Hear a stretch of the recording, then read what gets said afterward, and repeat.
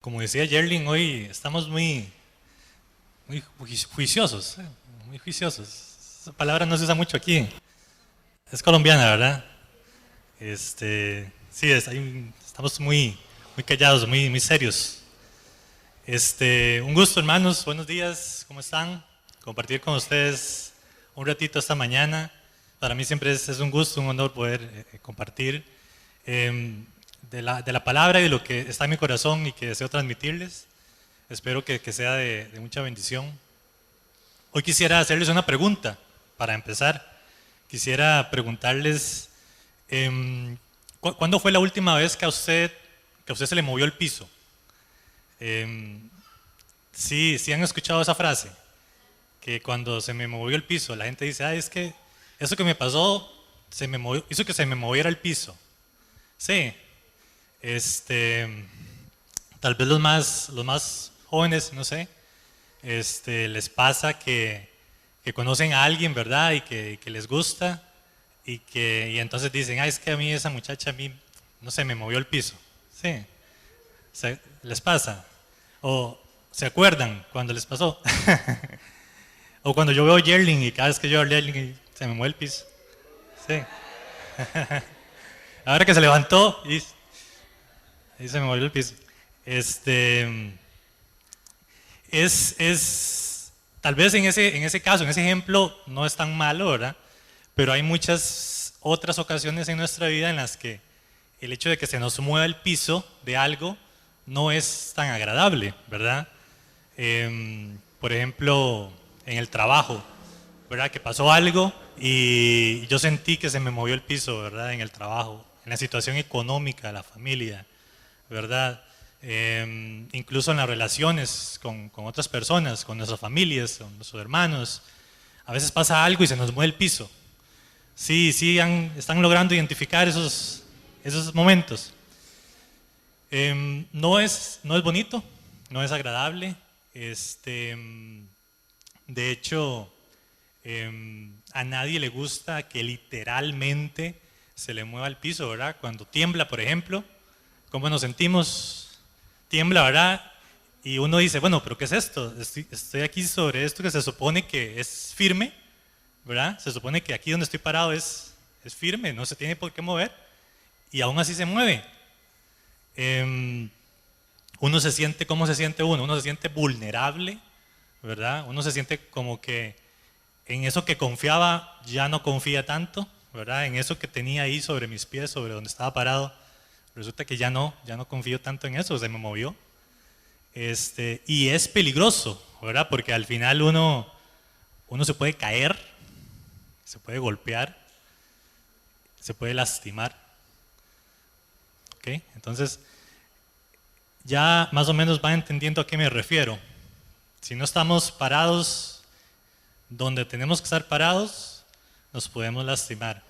Entonces la pregunta hoy, domingo, que yo les quiero hacer a todos ustedes para reflexionar, ¿verdad? El domingo debe ser un día en el que ustedes vengan al templo, adoren, alaben al Señor y que reflexionemos acerca de nuestra vida, ¿verdad?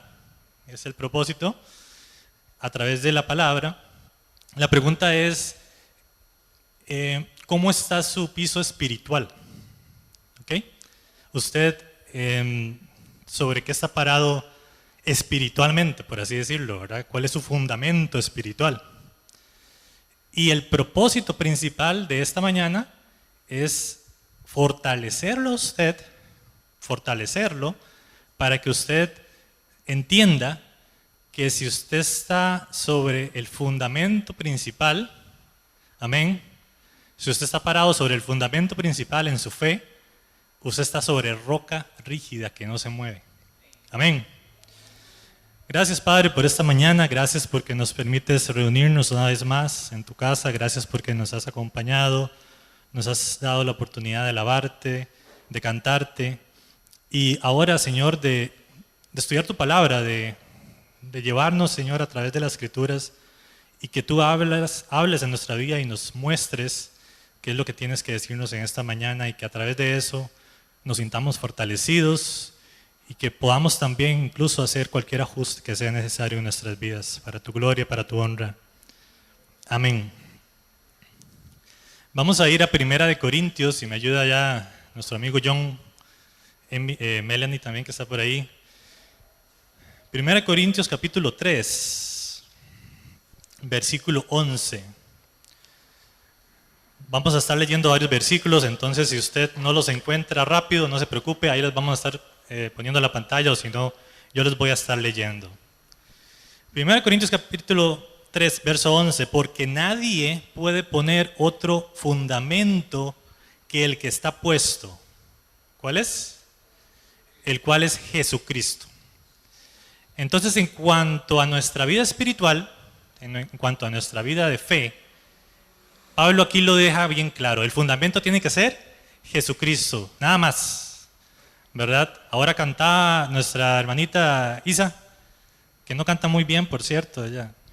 Estamos pensando en no convocarla mucho.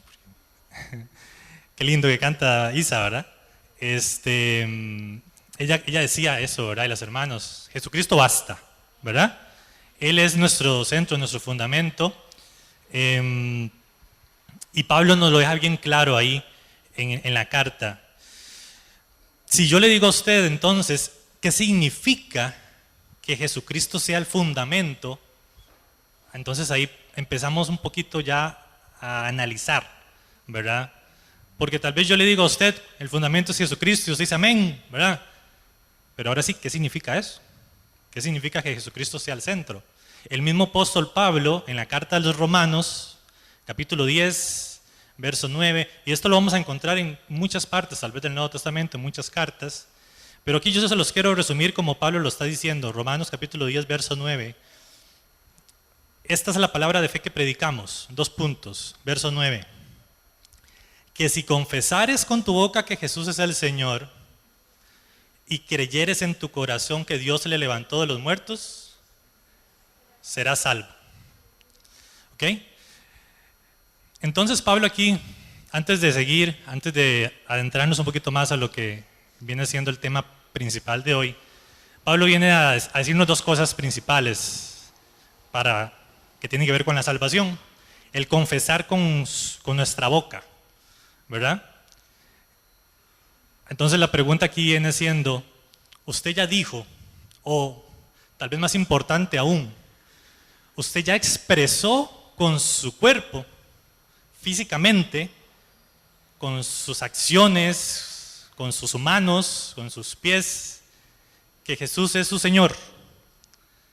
Eso es lo que dice Pablo ahí, que si confesares con mi boca, que si lo transmito, ¿verdad? Transmito que Jesús es mi Señor. Entonces la pregunta de reflexión es esa. Yo ya lo hice, yo ya transmití eso con mi vida, que Él es mi Señor. Y ahora, cuando decimos que Él es mi Señor, esto es algo muy fuerte, ¿verdad? Porque cuando Pablo dice que Él es su Señor, significa que Él es, que usted le pertenece a Él. Ven lo fuerte que es decir que Él es mi Señor. Que lo que Él me dice que haga, yo lo hago. Así, nada más, porque Él es mi Señor. Incluso, el apóstol Pablo, al inicio de la carta a los Romanos, él se describe a sí mismo como esclavo de Jesucristo. Y yo sé que esa palabra esclavo tal vez hoy en día tiene connotaciones un poco negativas, ¿verdad? Pero yo le quiero decir a usted esta mañana que lo mejor que le puede pasar a cualquier persona en esta tierra es que sea esclava de Jesucristo. Sí, porque imagínese usted lo que es que Jesucristo venga y que Él lo reclame a usted como de Él. ¿No es eso lo mejor que le puede pasar a cualquier persona? Que Jesucristo venga y diga, Mauricio, usted es mío, usted me pertenece. Entonces, solo le vamos a pertenecer a Él si Él es nuestro Señor. Entonces, eso significa la primera parte que el apóstol Pablo está diciendo ahí, ¿verdad? Él es mi Señor, yo soy esclavo de Él, no importa lo demás, eso es lo único que necesito. Y la segunda parte, que es tal vez en donde me quiero detener un poquito más esta mañana, dice el apóstol Pablo que creo en mi corazón que Dios le resucitó de los muertos. El pastor la semana pasada nos decía que la única forma de que una persona cambie o haga ajustes en su vida es si tiene la convicción de que lo que está haciendo es lo correcto, ¿verdad? Al final todo en nuestra vida se resume a eso. Así yo tengo la convicción de que eso que estoy haciendo está en mi corazón y es lo que yo quiero, por lo cual quiero regirme. El asunto es que aquí lo que Pablo nos está pidiendo es algo un poquito, yo diría, difícil. Él nos está pidiendo que creamos que Dios resucitó a Jesús de los muertos. Si usted le dice eso a cualquier otra persona que nunca haya escuchado del cristianismo, ¿qué va a pensar esa persona de usted? Que Dios resucitó a una persona que murió hace 2000 años, estaba muerta y resucitó de repente. ¿Ustedes han visto alguna vez a alguien resucitar de los muertos? No es común, ¿verdad? Es fuera de este mundo. Pero resulta que esa convicción que Dios pone en nuestro corazón de creer eso es la garantía de que tenemos el Espíritu Santo. Entonces, tal vez para el mundo es algo loco de creer, pero para el cristiano no. Para el que cree en eso, ya puede tener paz. ¿Por qué? Porque todo es posible. Si eso pasó que Jesucristo resucitó, todo es posible. Entonces, me explico, puede tener paz de que en algún día usted también va a resucitar, porque sí, ¿qué es lo peor que nos puede pasar en este mundo? Morir, ¿no? Eso es lo peor. Pero si ya eso está solucionado, mi mente funciona diferente. Yo vivo con otra convicción. Ya todo es posible. Ese episodio de creer que Jesucristo fue resucitado a mí me resulta muy, muy importante, muy crítico. Y hemos tenido la dicha de, con el hermano Abraham, que está acá, estudiar en detalle qué significan esos detalles, qué significa que Jesucristo haya resucitado. Y quisiera compartirles hoy un par de puntos muy, muy importantes que todo cristiano debe entender en relación a eso, en relación a la resurrección de Jesucristo. 1 Corintios 15, capítulo 14, dice: y si Jesucristo no resucitó, vana es nuestra predicación, vana es también nuestra fe. Antes de entrar en esto, tengamos en cuenta eso. Toda nuestra fe, el mundo cristiano descansa en esa premisa, que Jesucristo resucitó. Si eso no hubiera pasado, vana es todo lo que hacemos. ¿Por qué estaríamos aquí? No estaríamos aquí un domingo, ¿verdad? Y todos los incrédulos tendrían razón en llamarnos locos. Pero Él resucitó. Por eso es que tiene sentido lo que hacemos y por eso es que tiene sentido nuestra vida. Efectos de la resurrección de Cristo. ¿Por qué es clave entonces esto? ¿Por qué es clave la resurrección de Jesucristo? Dos razones por las cuales es clave. No voy a dar 1000, voy a dar 2. La primera es porque la muerte ahora ya no prevalece contra Cristo y tampoco contra la iglesia. Esto lo encontramos allá en Mateo capítulo 16, versículo 16, cuando Jesús le pregunta a sus discípulos: ¿quiénes dicen las personas que soy yo? Y Pedro, respondiendo, le dijo: tú eres el Cristo, el Hijo de Dios viviente. Jesús le dice: bienaventurado eres Simón, hijo de Jonás, porque no te lo reveló carne ni sangre, sino mi Padre que está en los cielos. Y ojo en el verso 18, y yo también te digo que tú eres Pedro, que en el griego significa como una piedra pequeña, y sobre esta roca, sobre ese enunciado que Pedro dijo de que él era el Mesías, el Hijo del Dios viviente, dice Jesús que él va a edificar la iglesia.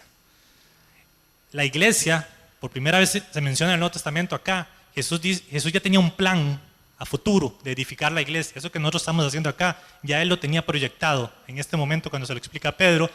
Y él dice que la iglesia se va a construir sobre eso que él dijo, sobre ese enunciado que Pedro dijo, que él era el Mesías. Sobre ese enunciado Jesús va a edificar su iglesia y muy importante lo que agrega al final, y las puertas del Hades no prevalecerán contra ella. Cuando dice las puertas del Hades, está diciendo básicamente la muerte. La muerte no va a prevalecer contra la iglesia. Sabemos que Jesucristo resucitó y venció la muerte, pero qué importante es también entender que debido a eso, la iglesia también no va a prevalecer contra la muerte. La muerte física, entonces, lo que se refiere como las puertas del Hades, no podrá evitar la edificación de la iglesia. Más bien, con su muerte y resurrección de Jesucristo, se sentaron los cimientos de la iglesia al demostrar que Él era el Mesías. Jesús resucita y eso es la prueba final de que Él era el Mesías. Entonces, Él es esa roca que sirve como piedra angular sobre la cual la iglesia se construye. Entonces, esa es una de las razones trascendentales por las cuales la resurrección de Jesucristo es tan importante. Porque nos demuestra que la muerte ya está vencida, que no va a prevalecer contra Cristo y también no va a prevalecer contra la iglesia. Muy bien. Hay una segunda razón que quisiera compartir con ustedes esta mañana, y es que entonces el sacrificio de Cristo, ese sacrificio que Él hizo en la cruz de derramar su sangre, fue suficiente, es decir, fue acepto para el Padre. El Padre se complació de ese sacrificio. La ira de Dios fue aplacada. En Marcos capítulo 16, versos 2 al 3, nos cuenta cómo muy de mañana las mujeres se preparaban para ir al sepulcro y se preguntaban, ¿quién nos removerá la piedra? Imagínense ustedes este escenario. Crucifican al Señor, pasan unos días, el primer día de la semana las mujeres tienen que ir al sepulcro a preparar el cuerpo o darle lo que ellos hacían, ¿verdad? Con aceites después de la muerte, porque no habían podido hacerlo el viernes, digamos, el día que fue crucificado. Y ellas lo que están pensando, la preocupación de esto, imagínense en esto, qué curioso, la preocupación de ellas es, ¿quién nos va a mover la piedra? ¿Quién nos va a mover esa piedra que pusieron ahí en el sepulcro al frente? Porque es muy pesada y no vamos a poder moverla. Esa es la preocupación de ellas. ¿Quién nos va a mover la piedra?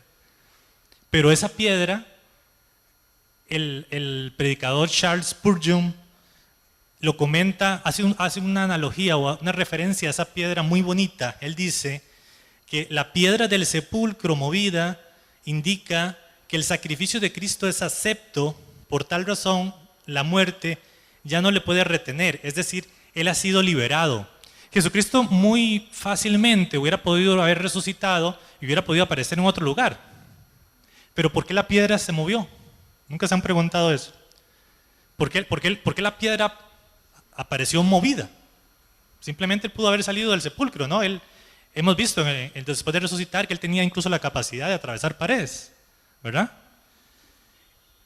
Charles Spurgeon lo que nos comenta acá de manera muy, muy bonita es que ese es como un ejemplo para que nosotros entendamos que Él no fue que se escapó de la muerte. Jesucristo no fue que se escapó.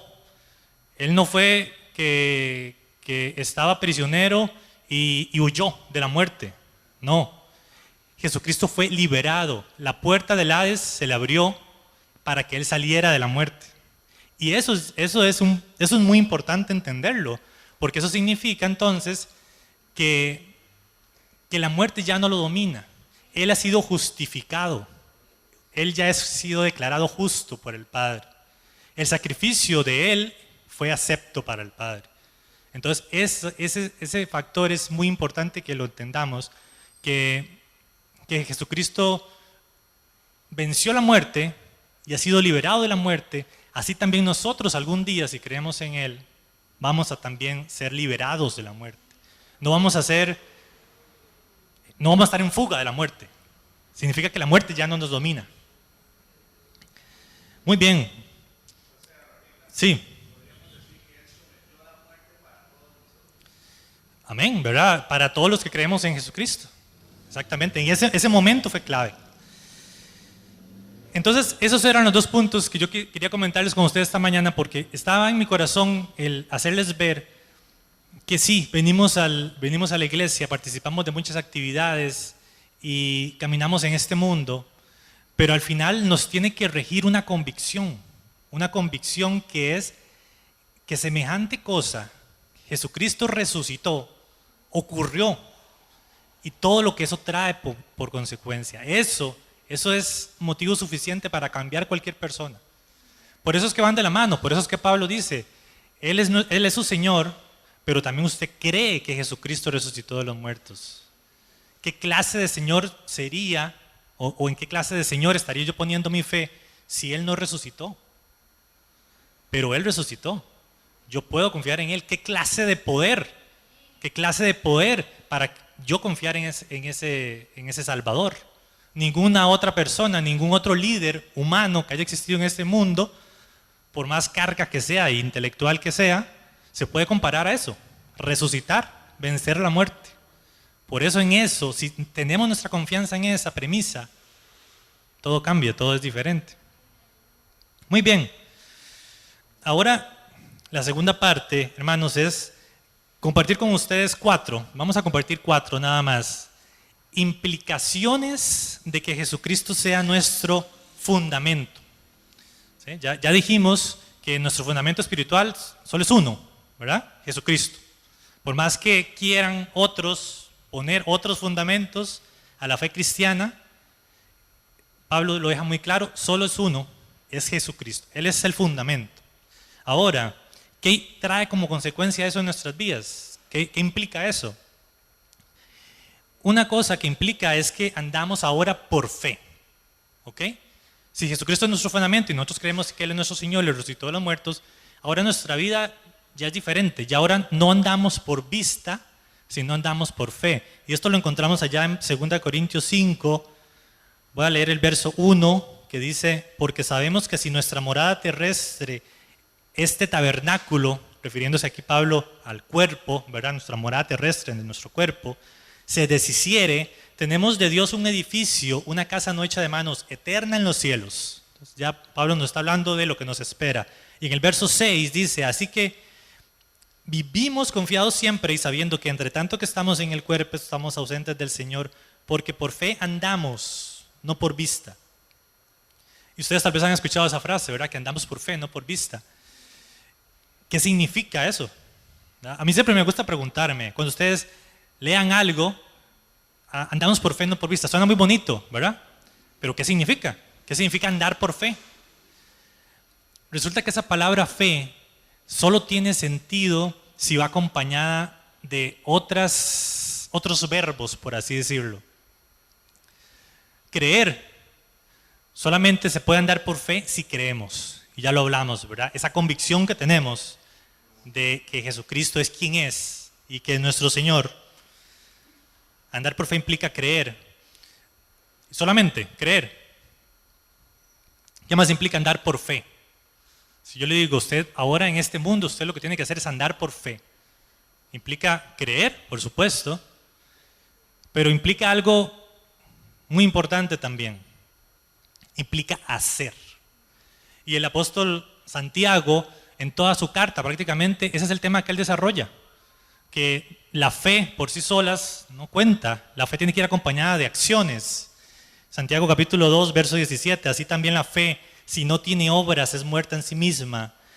Y en el verso 18, alguno dirá, tú tienes fe y yo tengo obras, muéstrame tu fe sin tus obras y yo te mostraré mi fe por mis obras.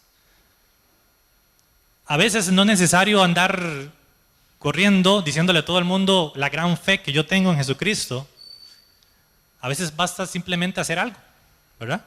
A veces basta simplemente un gesto que hizo la persona para darse cuenta de la fe que esa persona tiene, de lo que él cree. Entonces andar por fe implica creer, implica hacer, Y yo veo en la carta de Hebreos, capítulo 12, verso 1, un bonito resumen de esto. Hebreos capítulo 12, verso 1, por tanto, nosotros también, teniendo derredor nuestro tan grande nube de testigos, despojémonos de todo peso y del pecado que nos asedia, y corramos con paciencia la carrera que tenemos por delante, puesto los ojos en Jesús. Una forma bonita, tal vez, de resumir qué significa andar por fe, es lo que encontramos acá. Caminar con paciencia, con los ojos puestos en Cristo. Es decir, todo lo que usted hace en este mundo, usted va aquí caminando, va comiendo, va trabajando, va estudiando, va relacionándose con muchas personas. Hágalo, está bien, pero puesta su mirada, puestos sus ojos siempre en Cristo, ¿verdad? Que Jesucristo siempre se hace norte. Eso significa andar por fe. Implicaciones entonces, andar por fe. Una segunda implicación, se nos trata ahora como hijos, ¿verdad? Y ya lo hemos visto tal vez en otros estudios. Nosotros no éramos nada y ahora somos parte del pueblo de Dios. Hemos sido adoptados, ahora somos parte de su pueblo, su familia, ¿verdad? Y esto se utiliza mucho para motivarnos, ¿verdad? Para hacernos sentir especiales, lo cual está bien, ¿verdad? Tenemos que sentirnos bien especiales porque ahora somos hijos de Dios, somos llamados hijos de Dios, hemos sido adoptados. Pero hoy quisiera tocar un tema aparte que tiene que ver con ser hijos, ¿verdad? Y que la palabra nos dice también. Hay algo que le pasa a los hijos siempre. Siempre, todos los que tienen aquí hijos, ¿qué les toca hacer a los papás siempre con los hijos? Bueno, yo no conozco un papá que no le haya tocado. Exactamente, ¿verdad? Muy bien, ahora somos hijos de Dios, pero tenemos que también estar conscientes de que como somos hijos de Dios, puede que Él también nos tenga que disciplinar en algún momento. Hebreos 12:7, si soportáis la disciplina, Dios os trata como a hijos, porque ¿qué hijo es aquel a quien el Padre no disciplina? Y en el 11, es verdad que ninguna disciplina al presente parece ser causa de gozo, sino de tristeza, pero después da fruto apacible de justicia a los que en ella han sido ejercitados. ¿A quiénes les ha tocado en algún momento ser disciplinados por el Señor? Bueno, qué bendición, ¿verdad? Iba a decir qué duro, pero no, qué bendición. Porque al final la consecuencia, dice el autor de Hebreos, es que eso va a generar fruto apacible de justicia. Es decir, al final vamos a salir generando algo, ¿ok? Produciendo algo que ya no va a ser vano, sino que va a tener un significado justo en el Señor. Entonces, implicaciones de que Jesucristo sea nuestro fundamento, andar por fe, se nos trata como a hijos. Una tercera implicación es que ahora nuestro sustento, eso que nos alimenta, ahora ¿quién es? ¿Quién es el que nos alimenta ahora? Ahora el que nos alimenta es Jesucristo. Y esto es, a mí siempre que lo leo me toca el corazón y yo digo, qué increíble cómo todo en la palabra de Dios está tan bellamente armonizado, ¿verdad? Los israelitas cuando vagaban por el desierto, ellos le pedían a Dios comida y Dios les envió pan del cielo, ¿verdad? Y lo llamaron maná. Y los israelitas en algún momento tuvieron sed también. Y Dios le dijo a Moisés, vaya, golpea esta roca, otra vez vemos aquí la roca, y de ella brotaba agua. Esa agua y ese pan que cayó del cielo era el mismo Jesús que estaba ahí acompañando al pueblo de Israel en el desierto, que años después se nos revela, se hace hombre y Lo encontramos allá en Juan capítulo 6, verso 35. Jesús les dijo, yo soy el pan de vida, el que a mí viene nunca tendrá hambre, y el que en mí cree no tendrá sed. Siempre el sustento del Hijo de Dios, siempre ha sido Jesucristo. De Él comemos y de Él bebemos. Cuando usted tenga hambre, aliméntese de Jesucristo. Cuando usted tenga sed, tome del agua viva que es Jesucristo. Nuestro espíritu siempre se va a saciar si lo que usamos para sustentarlo es Jesucristo. Muy bien, entonces, para ir recapitulando y centrarme finalmente en el último punto que quiero tal vez tomar un poquito más de tiempo. Una media hora adicional tal vez puede ser, no mentira. Vimos que las implicaciones de que Jesucristo ahora sea nuestro fundamento, ahora caminamos por fe. Muy bien. Ahora también somos llamados hijos de Dios. Y nuestro sustento ahora es Cristo, Jesucristo. El cuarto punto, y siendo sinceros, realmente fue lo que me motivó a hacer este mensaje o darle este enfoque, es el tema de que somos edificados. Por eso les decía al inicio, ¿cuál es su fundamento? ¿Verdad? Sobre qué está parado usted. Es muy bonito pensar, o es muy correcto pensar que usted está parado sobre Cristo, pero el plan de Dios es mucho más que eso. Estamos hablando de la iglesia. La iglesia en sí como estructura, Jesús la está edificando y usted está bien, usted tiene que poner su fundamento en Cristo, pero hay algo más que eso. Los hermanos que están alrededor suyo forman parte de esa edificación. Vamos a ir a Efesios 2, capítulo 20. Es curioso que tanto Pablo, en su carta a los Efesios, como en la primera carta a Pedro, ambos tocan este tema. Por eso es que me llama mucho la atención. Efesios 2, capítulo 20, edificados sobre el fundamento de los apóstoles y profetas, siendo la principal piedra del ángulo, Jesucristo mismo, en quien todo el edificio bien coordinado va creciendo para ser un templo santo en el Señor, en quien vosotros también sois justamente edificados para morada de Dios en el Espíritu.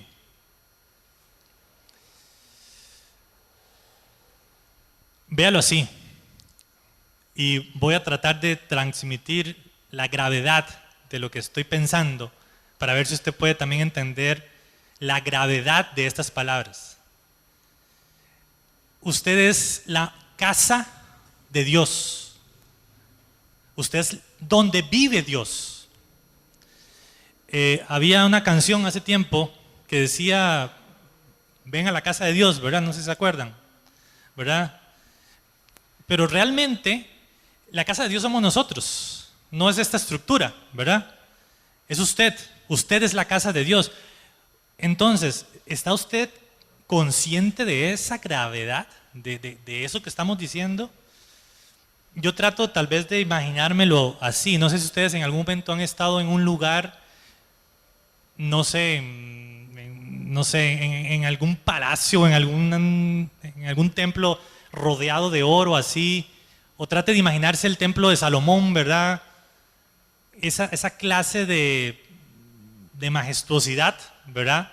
Hecha con manos humanas. Ese nivel de pureza, no sé, que puede haber en un lugar así. Usted es mucho más que eso. Espiritualmente, usted es mucho más que eso, porque dentro suyo vive el Espíritu de Dios. Imagínese el nivel de gravedad que trae con eso. Que dentro suyo viva el Dios Todopoderoso que hace del polvo una persona, que levanta de la muerte al Salvador. Dentro suyo vive Dios. Y es muy bonito pensar que Dios, siendo lo que es Él escogió vivir en mortales, ¿verdad? En nosotros, ¿verdad? En seres tan imperfectos, no sé, en polvo, que es lo que somos. Él escogió vivir dentro de nosotros. Eso es muy, muy, muy especial. Y en la primera carta de Pedro, capítulo 2, versos del 4 al 10, Pedro también toca este tema. Él dice, acercándoos a Él, refiriéndose a Jesucristo, piedra viva, desechada ciertamente por los hombres, mas para Dios escogida y preciosa. Y luego agrega en el verso 3, vosotros también, es decir, a los que él estaba dirigiendo su carta, la iglesia, como piedras vivas, sed edificados como casa espiritual y sacerdocio santo, para ofrecer sacrificios espirituales aceptables a Dios por medio de Jesucristo. Nuevamente, aquí se hace una analogía con las piedras, ¿verdad? Ahora Pedro, de forma más clara, él está diciendo, ustedes también como piedras vivas. Y en uno de los primeros versículos que vimos hoy, cuando Jesús le dice a Pedro, tú eres Petros, ¿verdad? Él lo estaba llamando piedra. Tú eres piedra, básicamente lo que Jesús le dijo a Pedro, tú eres piedra. Y sobre esta gran roca, sobre esa gran verdad que dijo Pedro, va a edificar mi iglesia. Pedro ahora él está diciéndole a los hermanos de la iglesia que tal como él es una piedra, Pedro, ustedes también, la iglesia también es una piedra, pero agrega la palabra viva. Porque nada más muerto que una piedra, ¿verdad? Esa es la condición del que no cree en Jesucristo. Es una piedra. ¿Por qué? Porque ahí anda rodando, ¿verdad? Por el mundo, llevándose golpes tal vez, pero está muerta en su esencia. La diferencia, y esto es lo que trata Pedro de transmitirnos con esto, es que nosotros somos piedras ahora, pero somos vivas, pero solamente tenemos vida porque Él, Espíritu Santo, vive en nosotros. La única forma de tener vida entonces es porque estamos unidos a Cristo. Una piedra separada de Cristo ya no sirve. Una piedra aislada ahí ya no sirve, ya no va a cumplir su propósito. Cada piedra en el edificio es única y es diferente. Ustedes se han puesto a pensar eso. Hay dos piedras iguales, ¿verdad? La sociedad hoy en día fabrica ladrillos, ¿verdad? Pero aquí Pedro no dice que somos ladrillos vivos.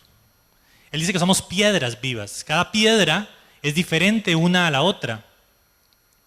Tal vez la sociedad hoy en día trata de vendernos la idea de que somos ladrillos, ¿verdad? Y trata de que todos seamos iguales y que pensemos lo mismo. Incluso a veces dentro de la misma iglesia se puede cometer el error de querer que todos nos comportamos de una misma forma o hagamos las cosas de una cierta forma, pero hay diversidad, se nos llama piedras debido a eso. Hay una relevancia importante que quisiera, o una anécdota interesante que quisiera compartirles. Cuando yo primeramente me empecé a congregar aquí a esta iglesia, yo estaba un poco preocupado, no sé, estaba como tenso porque yo pensaba, ¿verdad? Yo tenía la idea de que el evangélico era como una persona muy, muy seria, ¿verdad? Muy, muy recta, y que aquí todo era así como muy... Eso es lo que yo tenía en mente, ¿verdad? Hace 12 años, más o menos, por ahí. Y después conocí a Mario. Me leyó la mente, exactamente. Entonces, lo que trato de decirles es que cada uno es especial, cada uno es importante, así como es Mau, de rápido, así como es Mario, de especial. Cada uno de nosotros, con sus gustos, con sus preferencias, somos especiales y somos únicos. Y eso no hay que cambiarlo. Cada uno tiene su lugar y cada uno tiene su función dentro de la iglesia. ¿Qué pasaría si todos tuvieran la misma función? No se podría edificar. Todos querrían estar en el mismo lugar dentro del edificio y no. Cada uno tiene que estar en su lugar, en su posición.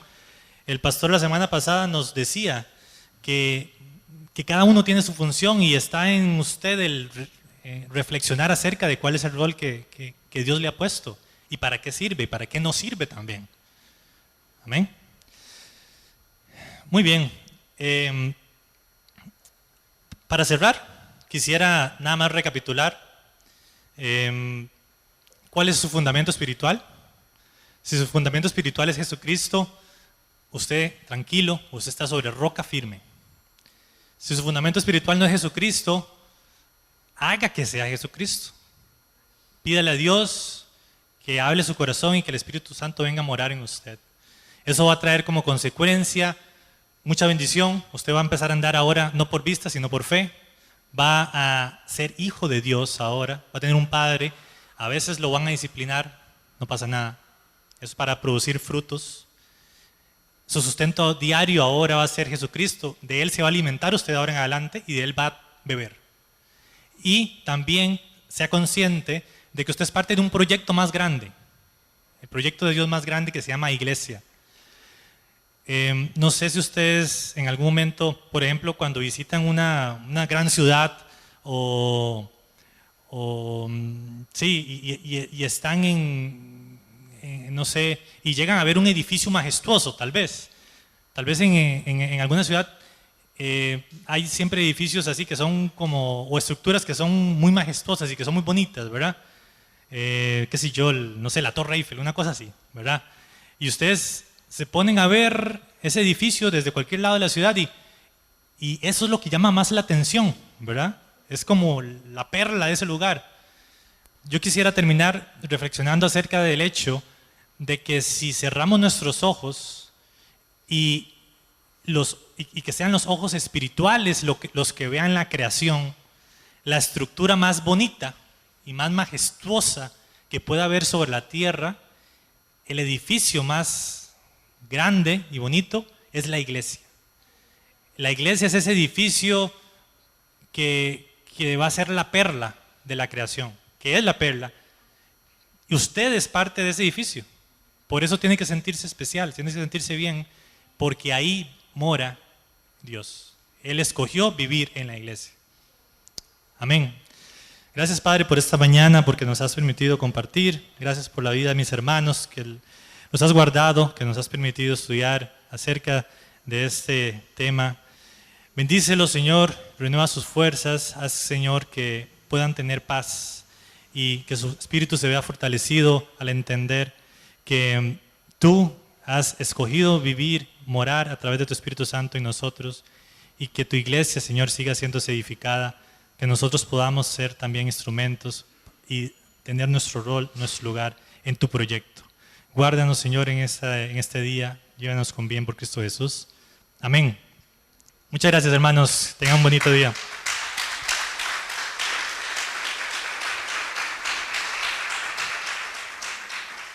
Y están despedidos, ¿verdad? Entonces, que tengan una linda semana.